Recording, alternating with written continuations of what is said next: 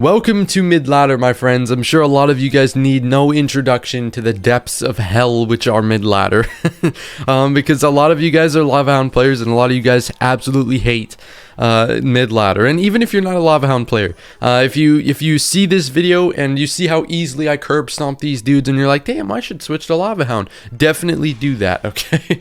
Definitely do that. But yeah, I mean, we saw his wizard come out early on. We're just gonna go with the lava because surely he has more than one air counter, but I mean, that's a big wizard. A wizard's a big air counter, so going lava when that's out is just a smart choice. We want to spend the first minute and a half trying to scout out our opponent's deck, see what he's running, and we can work from there. So hope you guys enjoy this video. We're going to be obviously I'm trying to help you guys, but at the same time I would love for you guys to enjoy as well. So give me feedback, let me know how you enjoy the video, and yeah, I love you guys. We're gonna start off the new year great. Okay guys, Wizard, Tesla, Skellies. So this is just like fireball here, because if you look at my hand, I had really nothing else to play there. There's not much.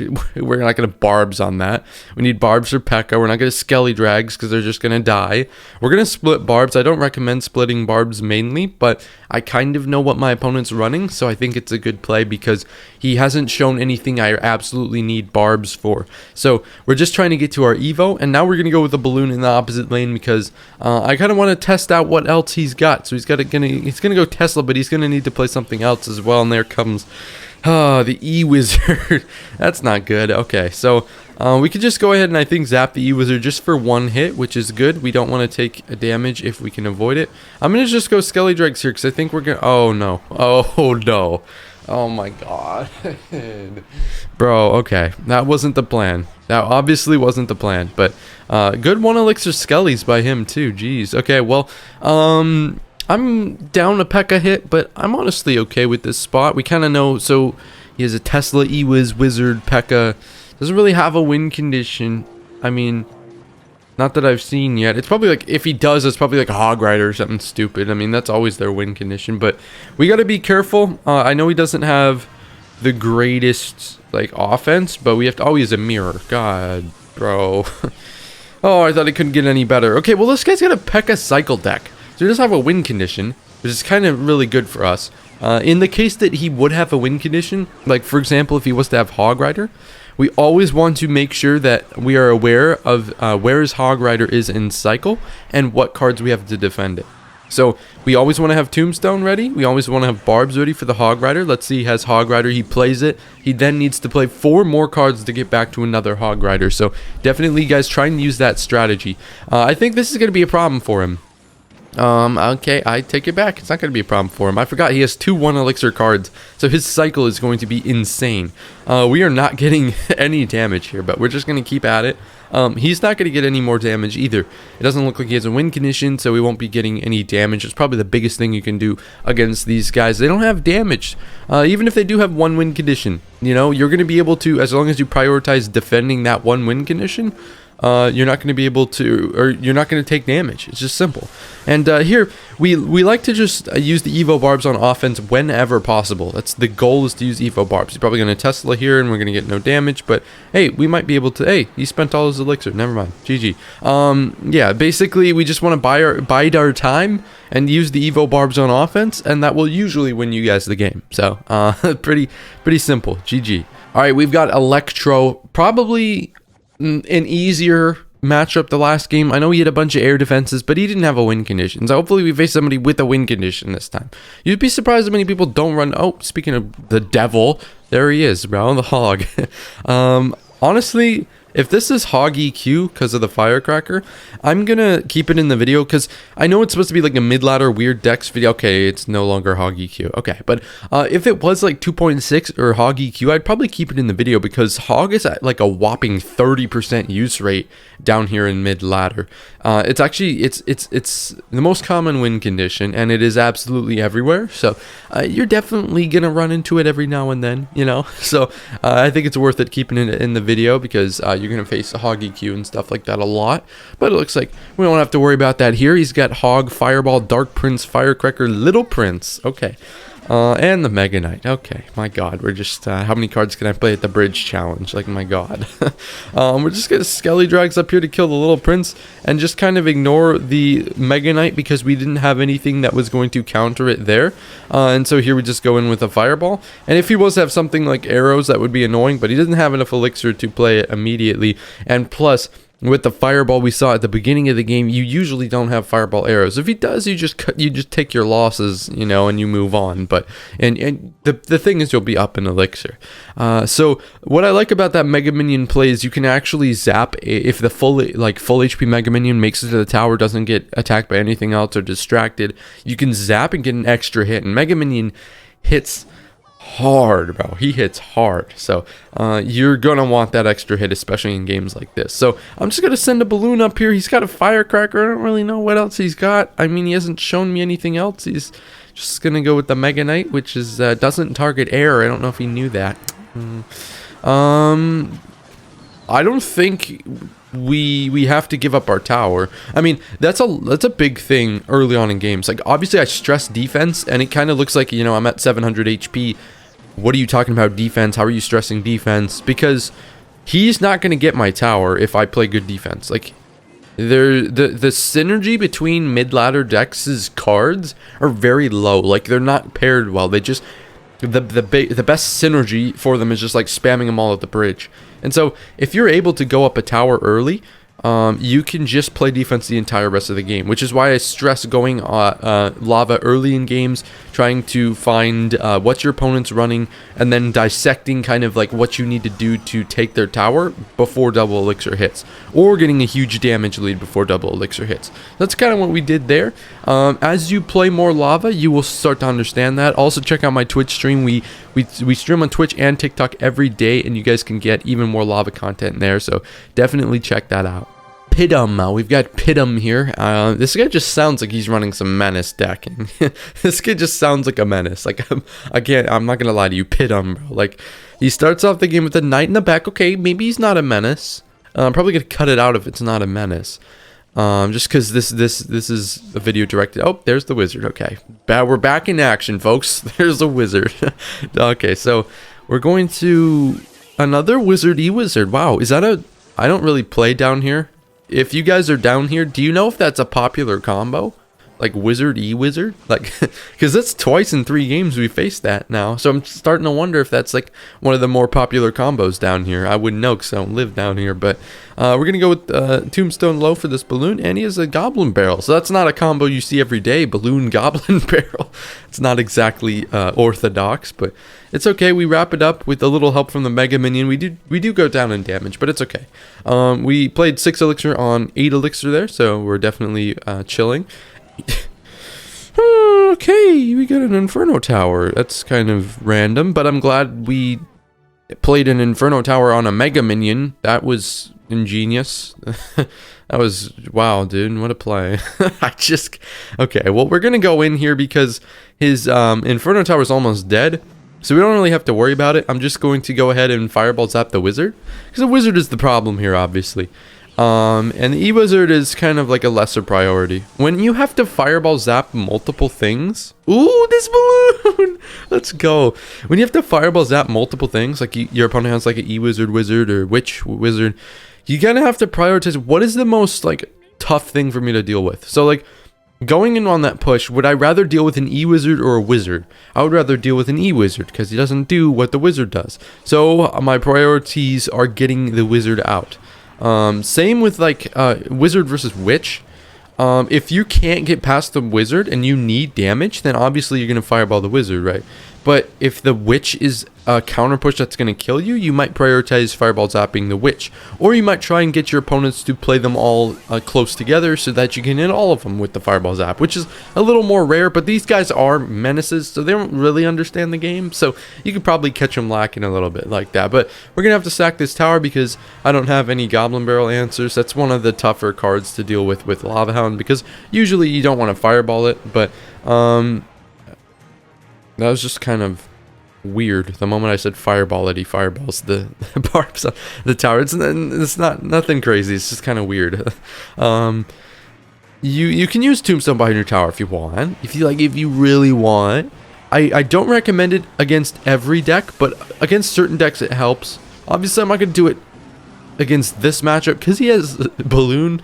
So tombstone behind our tower doesn't really help us deal with the balloon. So the key here is we're kind of applying pressure because he doesn't have his... Okay, wait.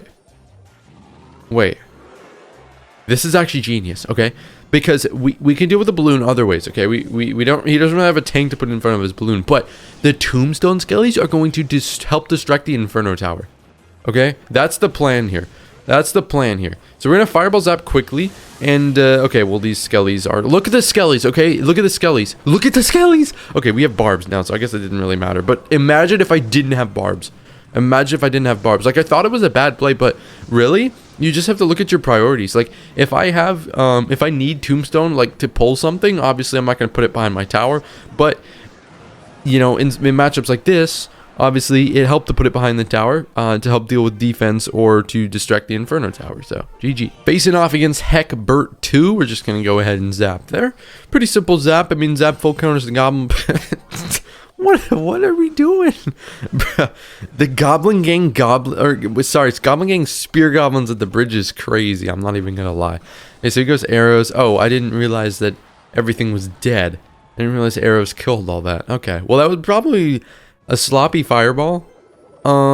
It's actually not that big of a deal because I'd rather not deal with a Dark Goblin counter push.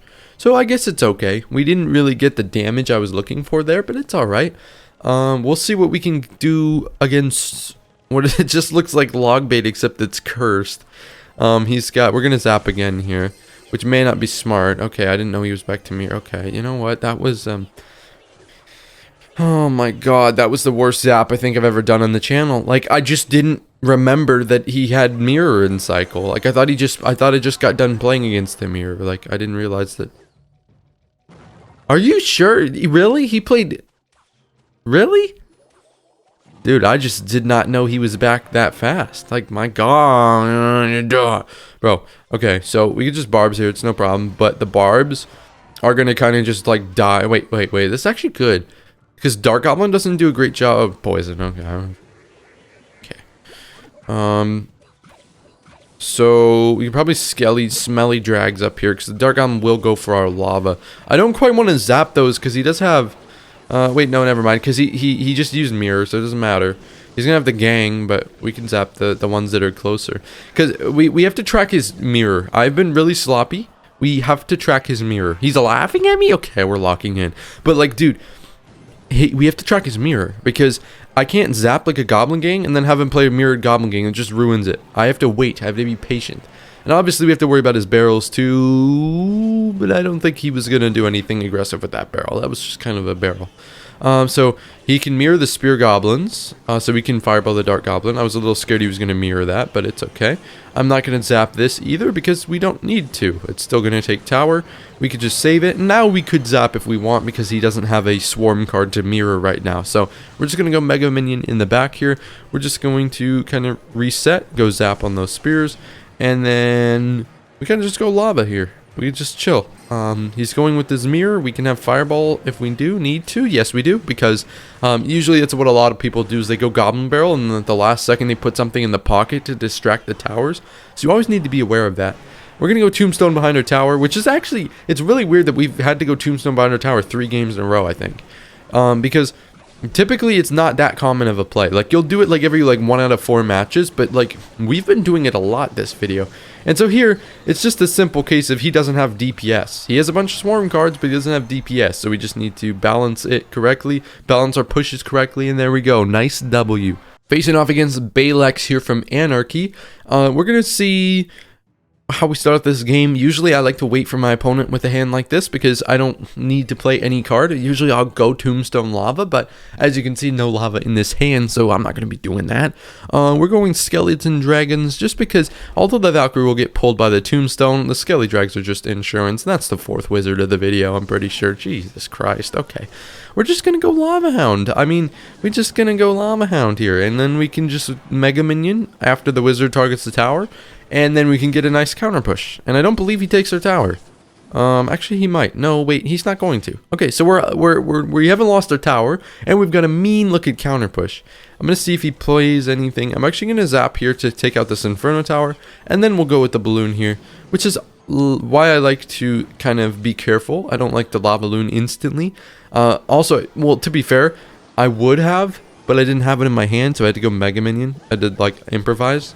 But it's kind of it's different every time. Like there's not a set way to play every matchup.